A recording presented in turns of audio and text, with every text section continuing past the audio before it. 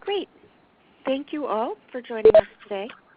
This webinar is on the 2020 census, and specifically it's about counting young children in the 2020 census and census operations, parts of the operations that are specific to young children. We do ask you to mute your phone. As you know, we are recording this for our friends who couldn't join us today. Let me introduce our speaker, Kaile Bower.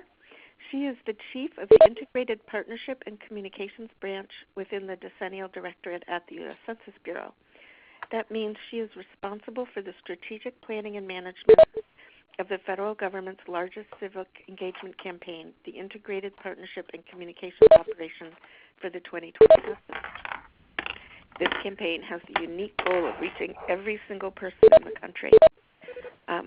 Kaile began her career at the Census Bureau in 1999 as a cartographer, and over the last 20 years, she has represented the Census Bureau on numerous interagency governmental groups and the United States as a U.S. delegate to the UN Nations of Committees of Experts on Global Geospatial Information Management.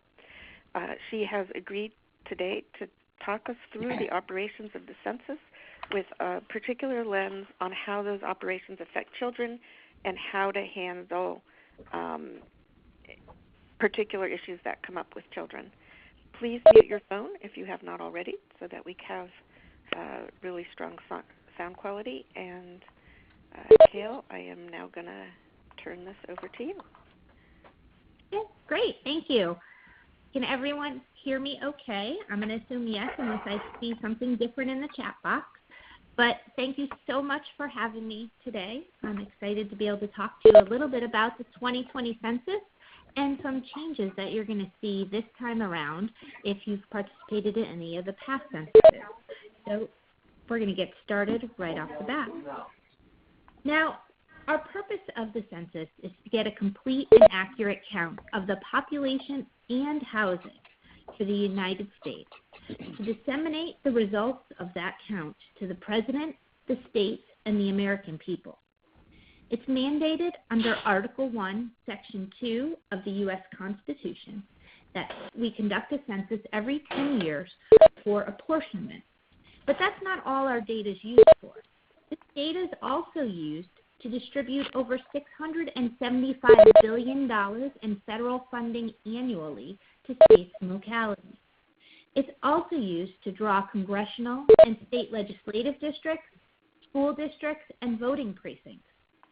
Data is also used to help inform federal, tribal, state, and local government planning decisions.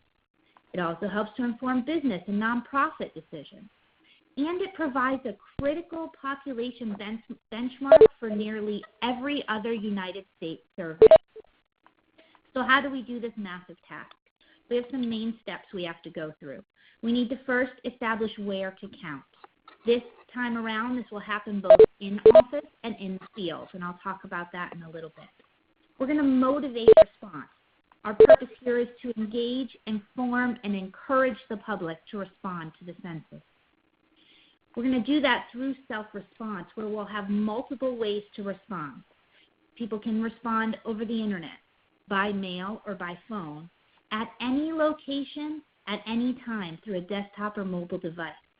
And we'll have multiple language options for response and help. But we know that not everybody will respond. That's where our non-response follow-up comes in.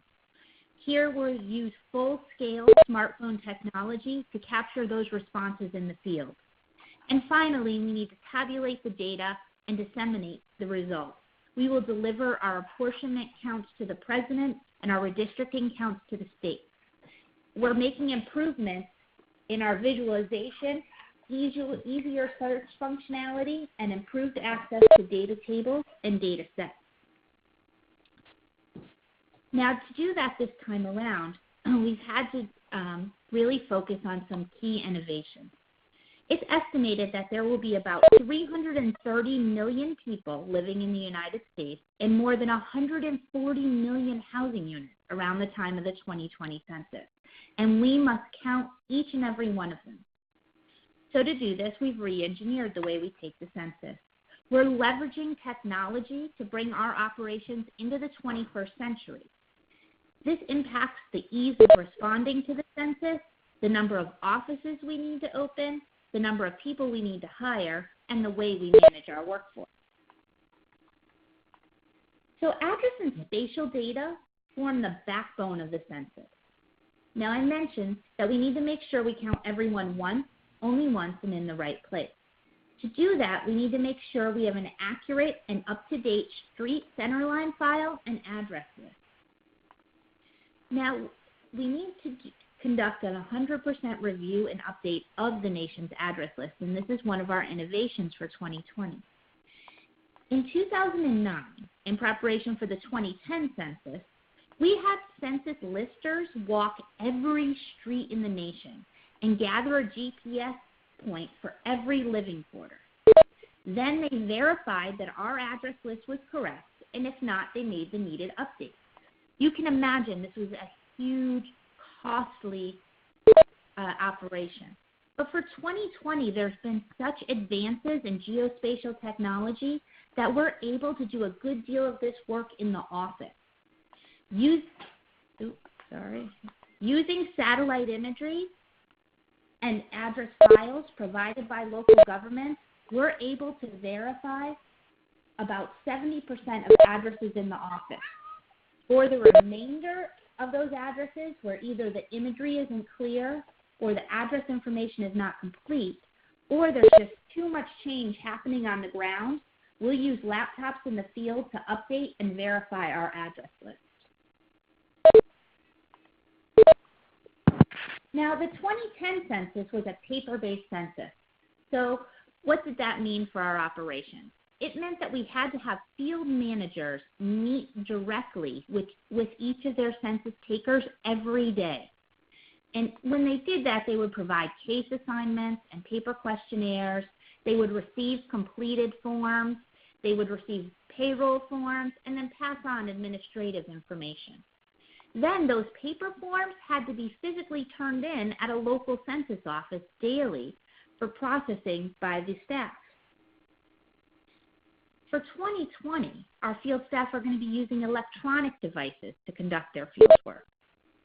They'll use laptops for address canvassing and iPhone 8s for non-response follow-up. What will happen now is assignments are going to be made from the office each night. Those assignments are transmitted wirelessly each night to each caseworker. They will then also provide street routing for the worker to take to complete that day's assignment. It arranges that work in time slots that most likely will find the respondent at home. Then the census taker will use that device to collect the interview data, and the data is transmitted in an encrypted format to the Census Bureau as soon as the interview is completed, or if they're not connected to Wi-Fi at the moment, if they're in an area where coverage is spotty, as soon as that device is able to connect at a Wi-Fi location. Then the census taker can also complete their daily payroll information on the handheld and transmit it to the office for review and approval. We had a test in Providence, Rhode Island in 2018 where we used these new approaches, and we saw as much as a 50% increase in productivity numbers compared to 2010. Now, this move away from paper impacts the brick and mortar footprint required to manage census operations. We don't need places for people to turn in those interview and paper forms daily. So we don't need as many offices. They don't have to be as big because they don't need to store the forms, and they don't need to house clerks to process them. What that means in terms of offices was in 2010, we had 494 local census offices. For 2020, we will have 248 area census offices. And because of those productivity increases, while we had over 600,000 census takers for non-response follow-up, we are estimating we'll need between 400 and 450,000 for 2020. Now, it's important to note that these fewer offices do not mean a diminished or less effective presence in the neighborhoods around the country where the work's being done. We are still hiring those field supervisors, census listers, and takers to work remotely, and they will be hired from the neighborhoods that they serve and live in, just as they always have been. Well, we will have 39 of our area census offices open by the end of the month. These offices will support the recruiting, hiring, and onboarding of the temporary staff to conduct the in-field address canvassing. That ends up being about between 40 and 60,000 census listers to be in the field this coming August. The remaining 209 area census offices will be open by the end of September. At that point, all 248 offices will be recruiting, hiring, and onboarding the staff needed for peak operations next spring. We also have 6 regional census centers that have been open since the spring of 2018, and our Puerto Rico census office will be opening in early summer of 2019. So now we talked about where to find people through our geography and in-field and in-office address canvassing. We talked about how we're going to reach those people physically through our field operations. But now we have to talk about what do we know about the population and how can we work with that population to get them to respond. Well, the Integrated Partnership and Communications Program is at the heart of our effort. This program motivates people to respond on their own and works with partners to promote the 2020 census and encourage response. This operation is based on one of our most rigorous communication campaigns ever. We're committed to making data-driven decisions based on research and testing.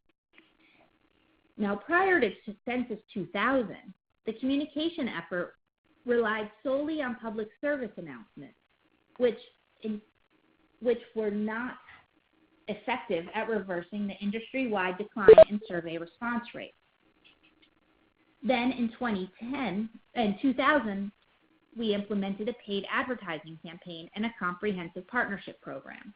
In 2010, we expanded on that model. And in 2020, we are expanding even more, but infusing it with modern approaches like social media, digital advertising, and advertising that's targeted to particular audiences. To encourage self-response, we are working with a major advertising firm, Young & Rubicam, on a national advertising and outreach program. This will include social media advertising, websites, stories on the local news, special programs with schools that educate teachers and students who can help remind parents to fill out the census and teach them why it is so important to do so. We started this operation with what we call CBAMS. That stands for the Census Barriers, Attitudes, and Motivators Study. This extensive research was conducted this past summer to help us inform all aspects of our communications campaign. We wanted to find out 5 main things. What do people know about the census? How do they feel about the census? Will they respond to the census? If not, why? And what could we do to motivate them to respond to the census? This had 2 parts. We had a quantitative survey and qualitative focus groups. The quantitative survey included mailings to 50,000 households in all 50 states and Washington, D.C. Households in the sample received a prepaid incentive and up to 5 mailings inviting them to participate. We received about 17,500 responses, which gave us a 39% response rate. We were only expecting a 30% response rate, so that we were very happy with the 39%. We then also conducted focus groups because we knew that some audiences would just not respond to the survey or we wouldn't have a big enough sample.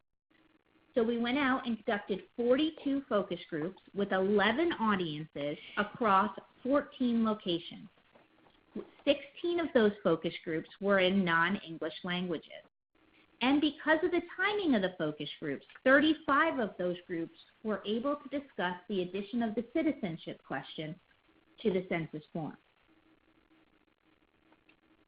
So then we analyzed the data that came back from both the quantitative and the qualitative survey and focus groups, and some main themes came out. We saw that across the board there were knowledge gaps. People just did not understand the census's scope or purpose.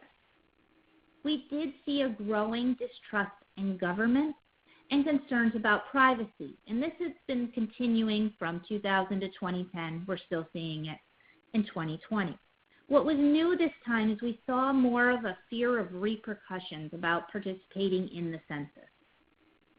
But we did see, and we weren't expecting to see a common motivation across all groups, but one did come out. We saw that if people know and truly understand the importance of the census and the impact the census can have on their communities, they are much more likely to respond. So this tells us the importance of educating the public about the census and its benefits prior to the actual data collection.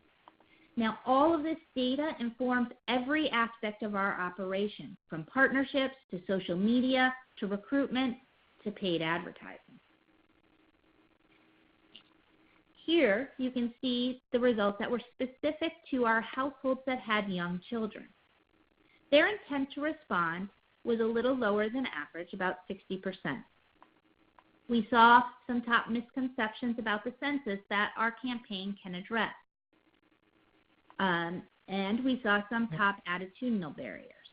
All of this is being taken into account for any messaging that we're doing, specific to households with young children. Now, we will also embed that thread of counting children in all of our messaging. So while there may be some messaging targeting these households directly, you will see a continual thread throughout all of our material.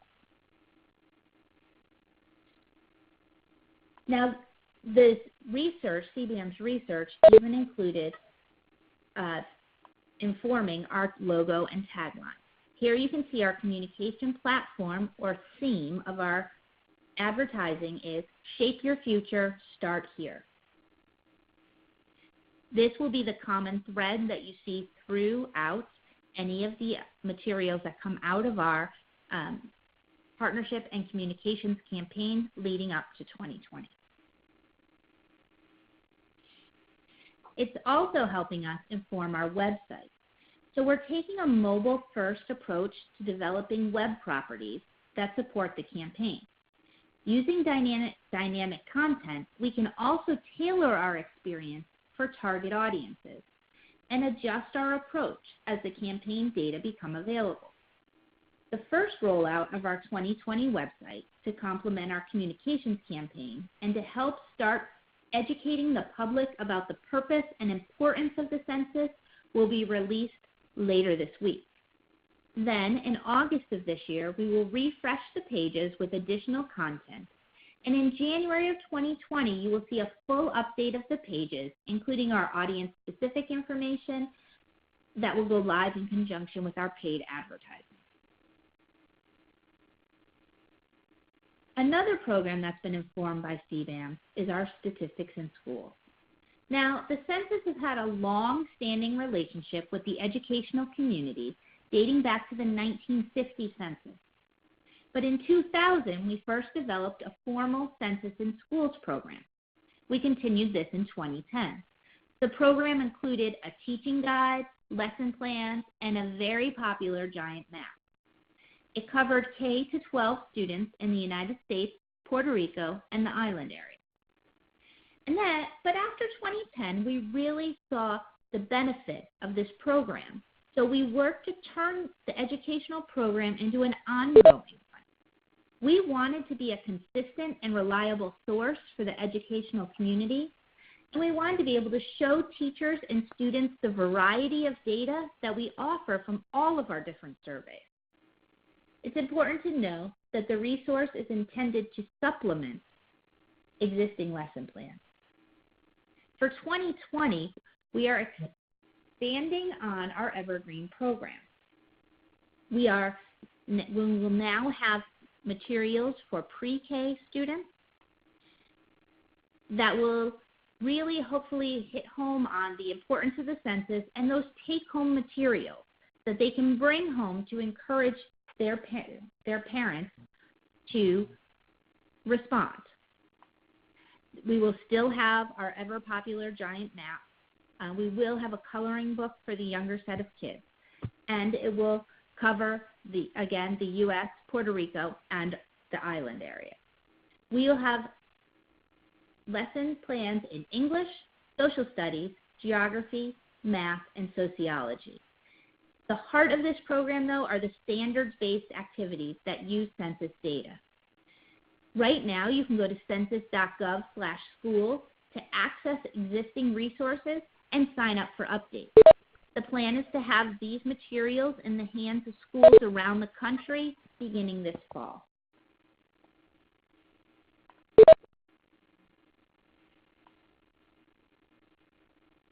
So we've talked about how we're going to reach out and really inform the public and help educate the public on the importance of the census and how the census data can impact their community. Now let's talk a little bit about the nuts and bolts of actually responding to the census. Another one of our innovation areas is in optimizing self-response. So how can we generate the largest possible self-response, reducing the number of households that we're going to send into non-response follow-up? This time around, responding to the census is easy, safe, and important. So self-response is where we are mailing out invitations to participate, and it covers about 95% of the country. We have other procedures for the remaining 5%, which I'll cover in a little bit, but for now, let's just concentrate on those households that fall into the 95% of self-response. The 2020 census will be the first time that a respondent can complete the census online at any time from nearly anywhere. We are offering 3 modes of response: online response, paper response, or over the phone. Now, we're emphasizing online internet response because it's quicker and easier for our respondents, and it's more efficient for us. However, we recognize that 1, not everybody has access to the internet, and 2, some people are just not comfortable providing information over the internet. So everyone who wants to will have the opportunity to send in a paper questionnaire just like they did in 2010. So we started out by using data from the American Community Survey and the Federal Communications Commission to identify areas with low internet connectivity. We also looked at areas that had low response rates in the past and areas that contain an abundance of certain demographics, such as the elderly, who are less likely or less comfortable using the internet. For those households, and it's about 20% of the country, we will mail a questionnaire in our first mailing. We will also mail a questionnaire to every non-responding household shortly after Census Day. And people can always use the phone to respond if that's where they're most comfortable. We're estimating about 60% of people will respond to the census over the internet, 33% using paper forms, and 7% over the telephone. Again, that test that we did in 2018 in Providence confirmed these estimates. Now, when we mail people their invitations to participate, we're also including a unique census ID that helps us match their response to our address list. When someone types in the address over the internet, we will automatically match that address to our address list and take the response. If we can't make an immediate match, we'll do the work later to reconcile that address while still taking their response. This is huge for us. It means that people can respond anywhere, anytime, using their smartphone or tablet or computer. It also means that people who support the census, our partners, will be able to encourage people to respond right when they're talking to them. In the past, people needed to find their paper questionnaire we mailed to them before they could send it back. Now they can respond the minute they're encouraged to do so. So imagine holding a respond to the census event at a conference, in a sports stadium, or after services at a church, synagogue, or mosque. People can respond right then and there. We've never been able to do this before and think it's a great opportunity. So I think it's going to be useful to take a look at our mailing strategy. We are going to be printing and mailing materials across the nation. We have a print vendor who will be printing over 3 billion mailing pieces for us, including invitations with those census IDs I mentioned, letters, postcards, and the questionnaires. When it's time to respond, 95% of households will receive that invitation in the mail. Every household will have the option of responding online, by mail, or by phone. Now, between March 12th and March 20th, you can see here in Mailing 1 column, 80% of the households in self-response will receive an invitation to participate. That includes information about how to respond online or by phone, with phone numbers for each of our 12 non-English languages. I'll talk a little bit more about our language program in the next slide. They will also get their unique census ID. These households are encouraged to use the internet, and their initial package will not include a paper questionnaire. These are the panels that we're calling Internet First. But as I mentioned, 20% of the country are in areas where we are less confident they will respond over the internet. Because of this, they're in the panel we're calling Internet Choice, and they will receive a paper questionnaire in their first mailing package. We also have chosen to send bilingual questionnaires to an entire census tract if at least 20% of the occupied housing in that tract might require Spanish assistance. To us, those are households with at least one adult, 15 or older, speaks Spanish and does not speak English very well. We base this assessment on data from our 2013 to 2017 American Community Survey. We're working with the U.S. Postal Service to stagger the delivery of these mailings over several days. A couple reasons for that. It helps spread out the number of users responding online so as not to tax our system. It will also help us serve you better if you need help over the phone. And it helps with our mail and data collection processes.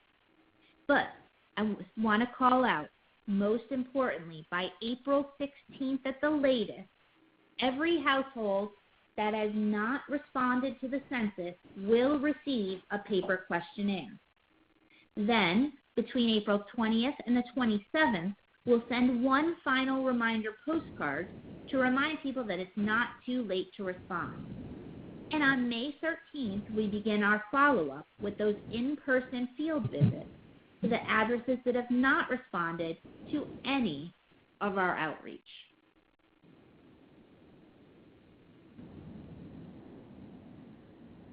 So let's talk about our language program. With the introduction of our Internet Self-Response for 2020, we are able to provide the Internet questionnaire in multiple languages on demand for our respondents. You can now go to the Internet instrument and toggle to one of the 12 not supported non-English languages that you can see here on the screen. By providing support in these 12 languages, we are able to meet 87% of the language needs in the United States. Our Census Questionnaire Assistance Center, that's our phone centers, will also provide support in these 12 non-English languages, including both Mandarin and Cantonese for Chinese and telecommunication device for the deaf. Additionally, we are able to provide support materials in 59 non-English languages, which expands our support to over 99% of the language needs in the country. These materials include language guides in video and print, language glossaries, and language identification cards. We are also providing shells and templates of these guides, glossaries, and ID cards to help our individual partners, community leaders, and language experts support communities that speak other languages or dialects that we might not be covering. Our paper questionnaire and mailing materials and our field enumeration instrument and materials will be available in English and Spanish. Our communications program that I talked about earlier will also cover those 13 languages that the Internet Self-Response and Census Questionnaire Assistance Centers cover.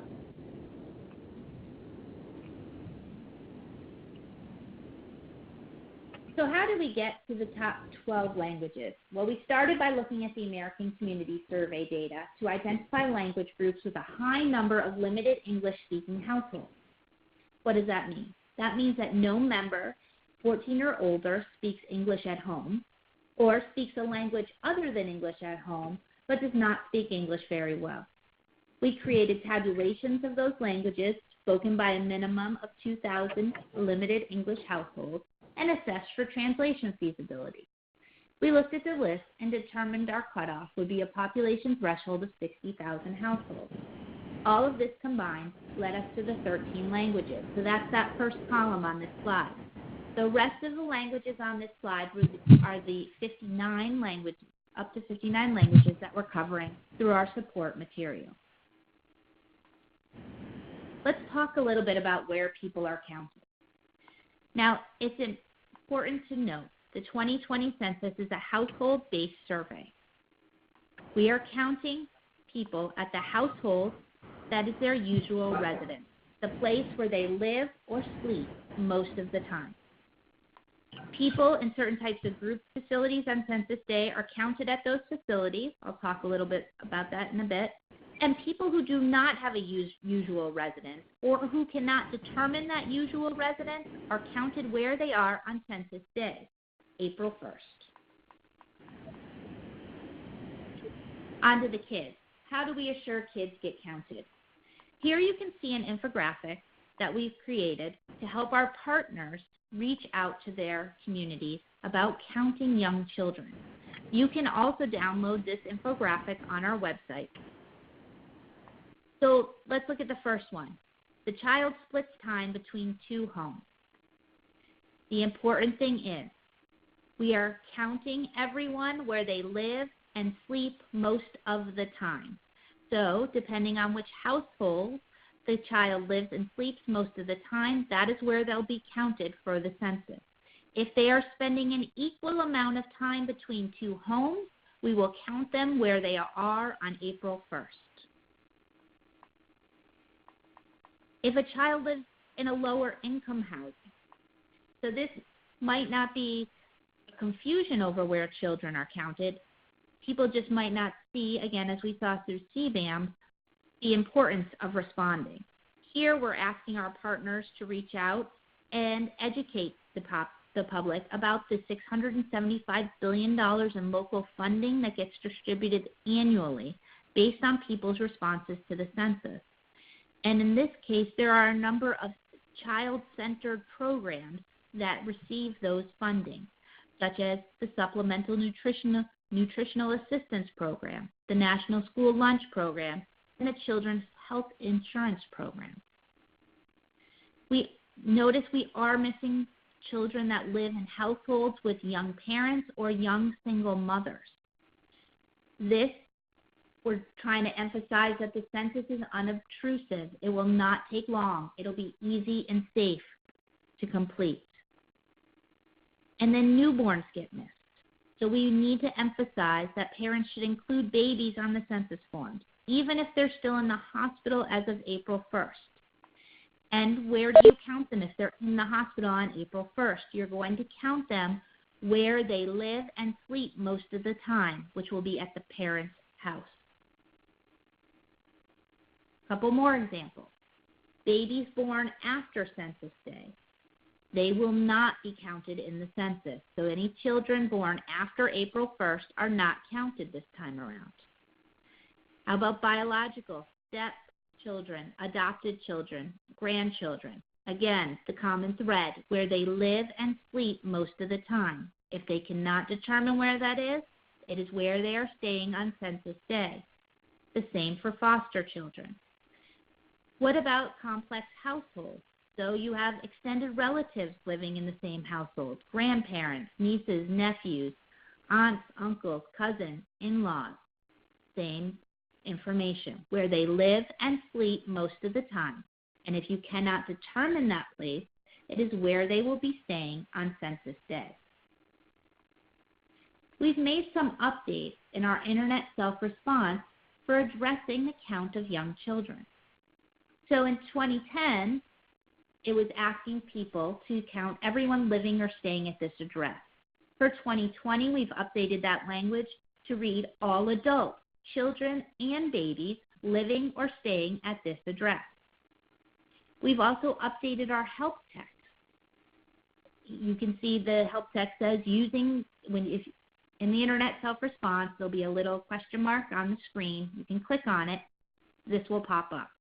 And who to include are people if they will be living or staying at the address that you inputted most of the time around April 1st. So it all first off includes babies and children of all ages, including biological, step, and adopted children, as well as grandchildren, foster children, and children in joint custody arrangements.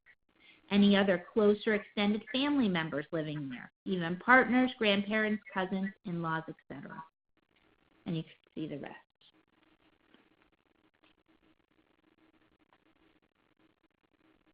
Now let's talk about the remaining 5% of the country that does not fall into self-response. We have a couple of different operations that cover that 5%. The first is update leave. These are areas where the majority of the housing units do not have mail delivered to the physical location at that address. We also use update leave in areas that have experienced recent and significant changes to the housing stock. So think about Puerto Rico. After Hurricane Maria, we decided to put the entire island into the update leave operation. You can think of update leave as a combination of address canvassing and self-response, where the census taker acts as the postman. So the census taker will walk around with a laptop to update the address list that we have and drop off a packet with the paper form, invitation to participate, all of the things you would normally receive in a mailing. We also have the update enumerate operation. These are areas where the initial visit requires a direct enumeration rather than a follow-up. So here you're thinking about geographically remote areas with low housing unit density. They're usually sparsely populated and have challenges with accessibility. So thinking about remote areas of Maine, Southeast Alaska, and some select Indian areas that have chosen to be updated through this method. We also have remote Alaska, which is a sub-operation of update enumerate. We have challenges associated with accessibility in parts of Alaska. We need to make sure we go when the tundra is still frozen so we can travel across it to those villages where people live before they relocate to their hunting camps away from the villages. In these areas, we'll work with village leaders to identify and hire census enumerators who speak the local language and can translate and facilitate the collection of that census response data. We start this operation in late January, and it's the traditional kickoff of the census. This time around, it will happen on January 21st in Tuxas Bay, Alaska. You can see, if you go onto our website, we have a map that shows where each of these areas will be conducted. It's called our type of enumeration area map. Go to 2020census.gov. You will be able to find the link to that map. Now, we also have operations that are tailored to other living situations. Group quarters. So this is a very census-y word. But what a group quarter to us is, it's where unrelated adults live or stay in a group living arrangement that is owned or managed by an entity or organization that provides housing and services for their residents. So if you're thinking about maybe nursing homes or college dormitories. Group quarters have administrators that we will work with to facilitate the enumeration. We also have service-based enumeration, which provides an opportunity for people without conventional housing or people experiencing homelessness to be included in the census by enumerating them at the places where they receive services or at other pre-identified outdoor locations. So here we're thinking about missions, places for kids who are runaways, soup kitchens that offer meals, regularly scheduled mobile food vans that visit certain locations to provide food, emergency and transitional shelters, and targeted non-sheltered outdoor locations, such as under viaducts, in cars, in parks, or other places where you may find a homeless encampment. To do the service-based enumeration and the enumeration at transitory locations, we work closely with partners and advocacy organizations to build a list of these locations. And then we visit the locations close to Census Day to conduct the enumeration. The enumeration at transitory locations is people who are highly mobile and do not have a usual home elsewhere. So you're thinking campgrounds, RV parks, hotels and motels, marinas, racetracks, and circuses or carnivals. We also work with the federally affiliated count overseas. This is where we have counts for military personnel and their dependents that we receive from Defense Manpower, as well as other federal agencies who have staff stationed overseas. And then we have military enumeration. So you can imagine most military bases are secure and you can't just walk onto them.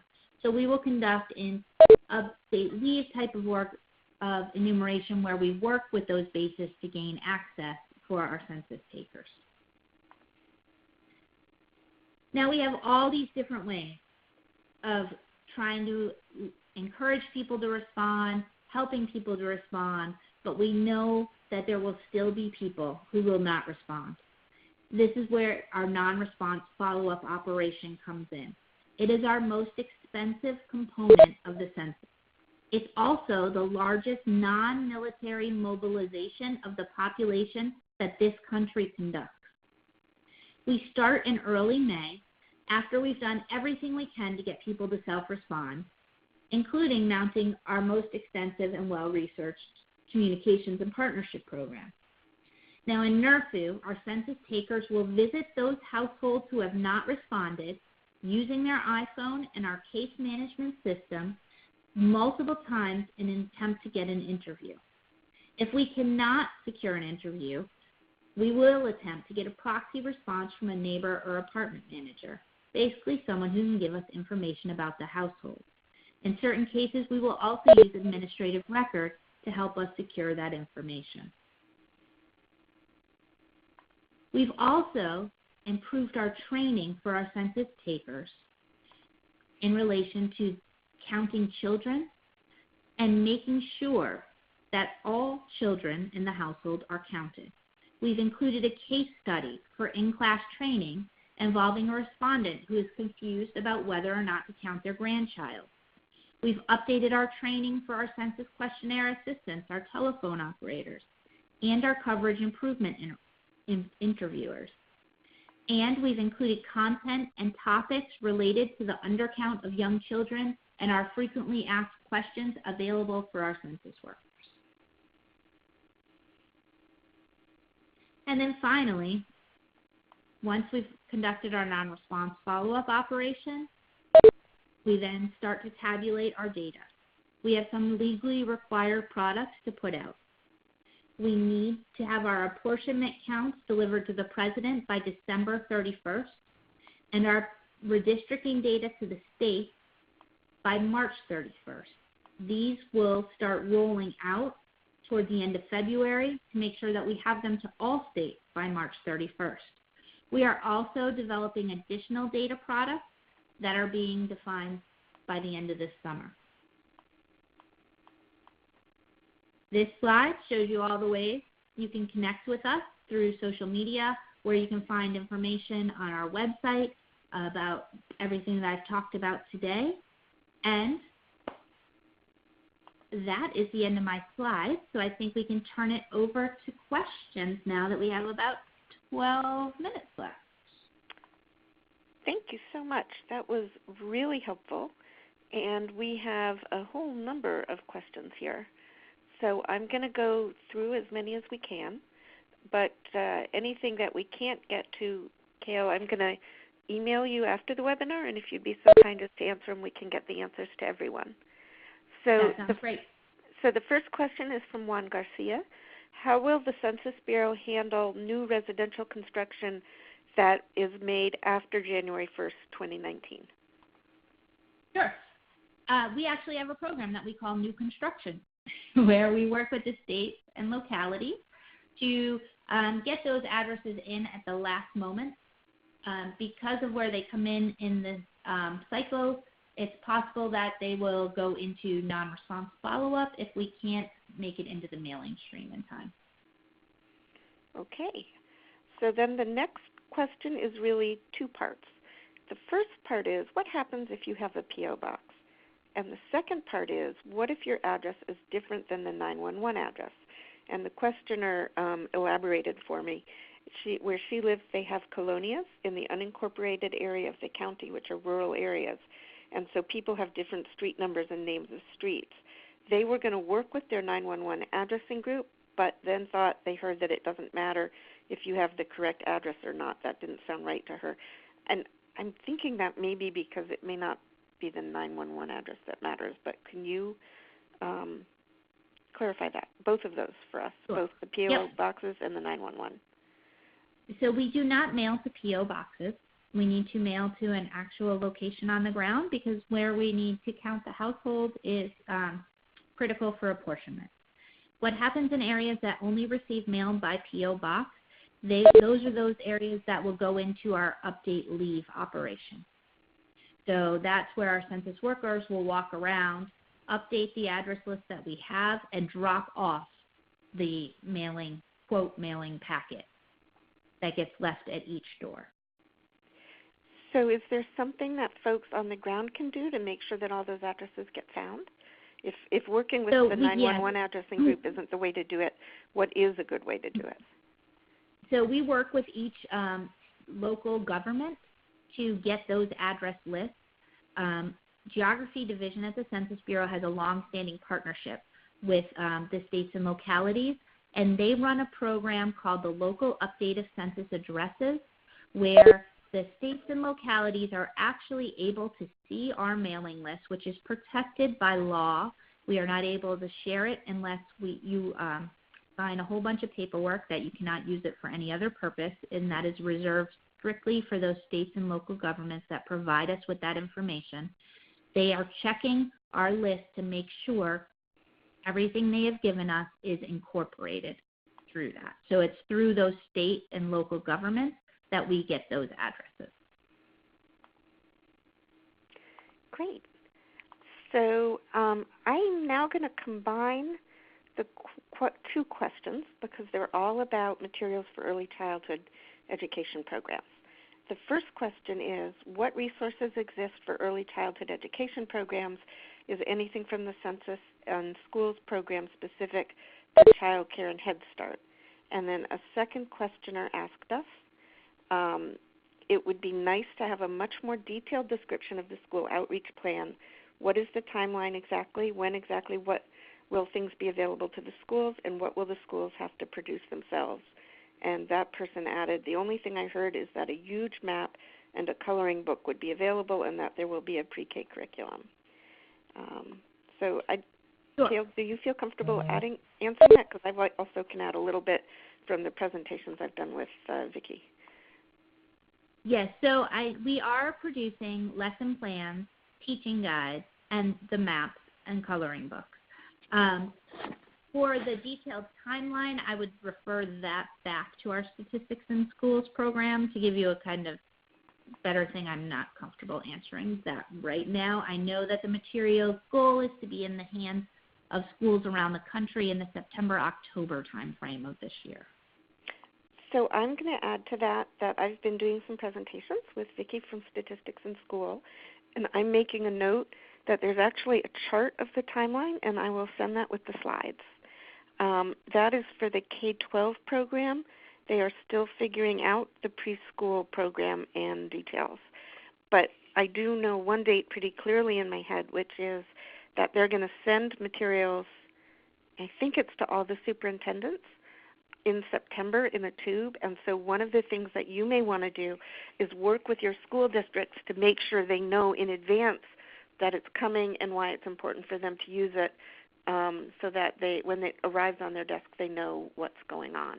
But I will check with Vicki about whether there's additional information I can circulate to everybody after this as well. Yes, and I encourage everyone to go to that census.gov/schools and sign up for the updates that you can get, the email updates on that program. Yeah, and I'll send that link too. So the next question we have is from Terry Ann Lowenthal.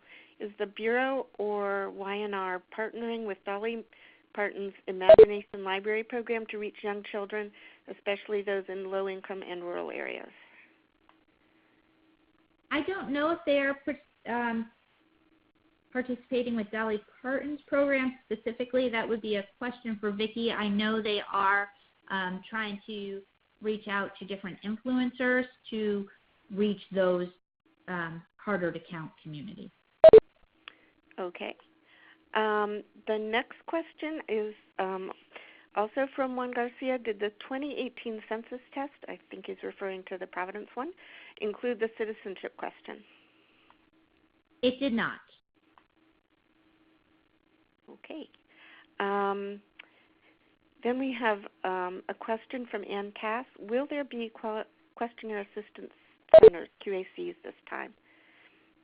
So those are actually, there will be, but because we can't seem to keep the same name from decade to decade, they are called our Census Questionnaire Assistance Centers, our CQA centers, this time around. Okay. And then we have a question, will update leave be used anywhere in the Houston, Texas area? And I'm going to add to that, if you don't know that offhand, is that something you can get us later? I don't know that offhand, but we do have the mapping application up online, the type of enumeration area map that will, you can zoom in to your particular area and it will show you what the different operations, where the different operations are happening. Kaile, if I ask you to send me that link and I'll share it with all our participants? Absolutely. Great. And then Christina Maxwell's question is, how will sites be selected for service-based enumeration? Do sites need to self-identify or are census staff identifying those sites? It happens in two ways. It happens, the regions, our regional offices that are on the ground every day doing surveys in the areas know of some locations. But we also work extensively with partners and advocacy organizations to help us identify those sites, as well as the local governments. So we try to hit it from all sides. So I have a comment from Terry Ann Lowenthal going back to the prior one about questionnaire assistance centers. Terry Ann thinks that the QACs are different from the CQAs, and that Congress asked the Bureau, or directed the Bureau to add questionnaire assistance centers in hard-to-count communities to the 2020 census. So I believe they're talking about what we considered decounted sites in 2010, I think is what she is referring to. The questionnaire assistance centers were sites where people could go and get questions answered and get help filling out the form. And they were based in local offices, but they had census personnel. One way we are working with local communities in that vein is that we have a partnership with the American Library Association to provide internet access and computer access in libraries around the country where people can go in and fill out their forms. In response to what just came down through the latest budget documents, nothing has been decided yet.